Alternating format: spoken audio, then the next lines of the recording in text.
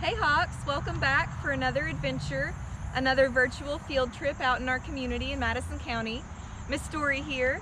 I'm accompanied by Miss Jessica Hunley, who might be a familiar face. She worked in the first grade and kindergarten programs at Shannon Johnson a couple of years ago, so you might recognize her. She's also Coach Hunley's wife, that's why the name might sound familiar. So she's got some Hawks at Shannon Johnson.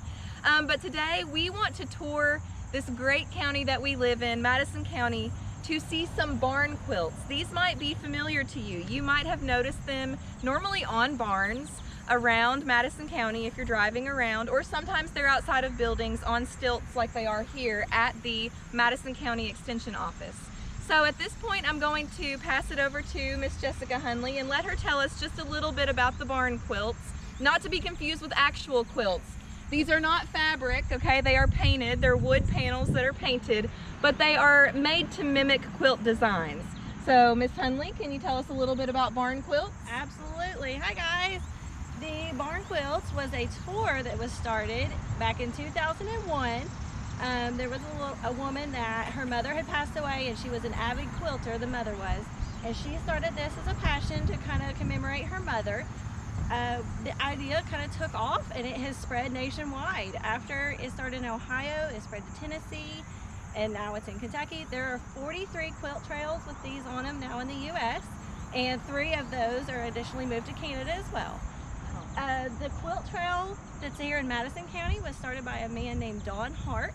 He's kind of known as the quilt guy, and he is responsible for around 100 quilts. There are probably more than that now. And he was responsible for all the quilts here. He started the quilt trail in some of the other counties in Kentucky, as well as the quilt trail in South Carolina. He was one of the early innovators for it as well. Very cool. So I think Miss Hunley's going to ride around with me as we make a big loop around Madison County and see what quilts we can see. This ties in really well to our community art that we've been talking about. We've seen murals, we've seen hands in Berea. We're going to see those in a little bit.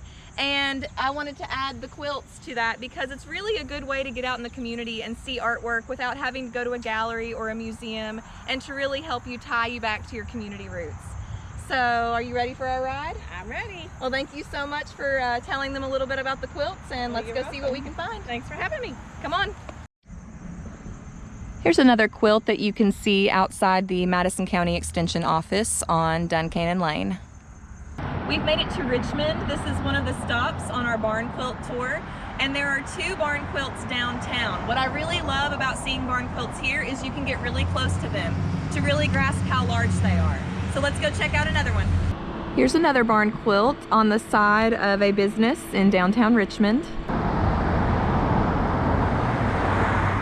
So we are on Curtis Pike. We went past the Richmond Center and turned left onto Curtis Pike, and here's a barn right off the side of the road.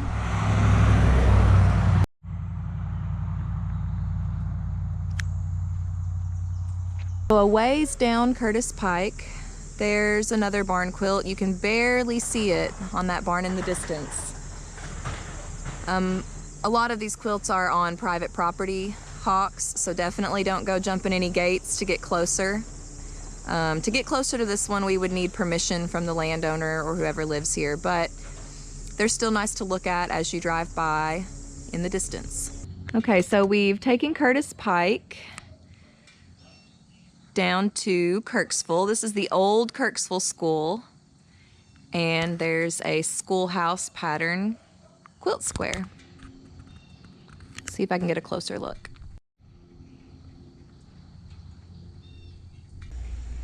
After leaving the old Kirksville School, we went straight across 1295 to Kirksville Christian Church, and this quilt square is in the parking lot. And I just wanted to stand beside this one to give you an idea of the size and the scale. They're about 5 feet square, I would say, is a good estimate. So if you can get close to some without trespassing, you definitely should do that, Hawks. I took 595 to Morin Summit, and this quilt is right off the road. You can get really close to this one. It's called the Summer Breeze Star. That's what the pattern's called. Here's another one down 595, which is also known as Walnut Meadow Road. This again is on someone's private property, so we're not going to cross this fence, but we can get a pretty good view of it here. And you can see it even better in person than you can on this footage. At the very end of 595, or Walnut Meadow, got another private residence, but this quilt pattern is called Snail's Trail. All right, Hawks, we have made our way from Walnut Meadow down Gwynn Road, and now we are in Old Town here in Berea. There are a few barn quilts here that we're gonna check out. Back by the train station in the visitor center here in Old Town, this pattern is called Grandmother's Fan. In Old Town, we've got one more. It's on stilts, so you can get super close to this one. And it's actually really close to the cabin where we watched Tim Wade turn a snowman on the lathe. And then back there is the piece we just saw. Hawks, we are down Red Lick, down Wolf Gap Road at Tater Knob Pottery. You've definitely been here before if you watched my week 3 lesson with David Inge throwing some functional forms on his pottery wheel. They have some quilt squares at their shop and on their property as well. So this one is outside of their shop. Here's another one out at Tater Knob.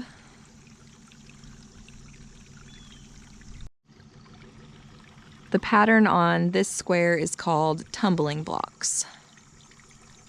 We are at Battlefield Park, walking the trail, and there's a quilt up on the barn here. Okay, so we've made a loop almost all the way around Madison County, taken a lot of back roads, country roads, and we are at the Richmond Visitor Center, and there are 8 quilt squares here. Now normally, one quilt square is about 5 by 5 feet. So one quilt square that you see on a barn is normally the size of these 4 quilt squares put together. So these are miniature ones, but they're right out front of the visitor center. You can pull over and see them, or you might have noticed them as you've passed before. So there's 4 different ones here. And then if we walk around to this side, there are 4 more. Keep in mind, normally these quilt squares are huge. They're about 5 by 5. So these are 4 miniature ones.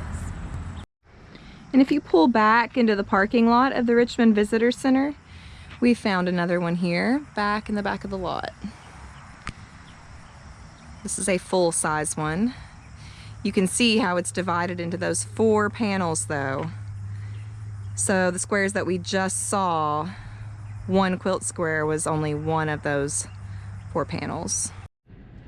So while we're talking about community art, I wanted to point out something you might see if you're driving through Berea, along with the barn quilts and some murals.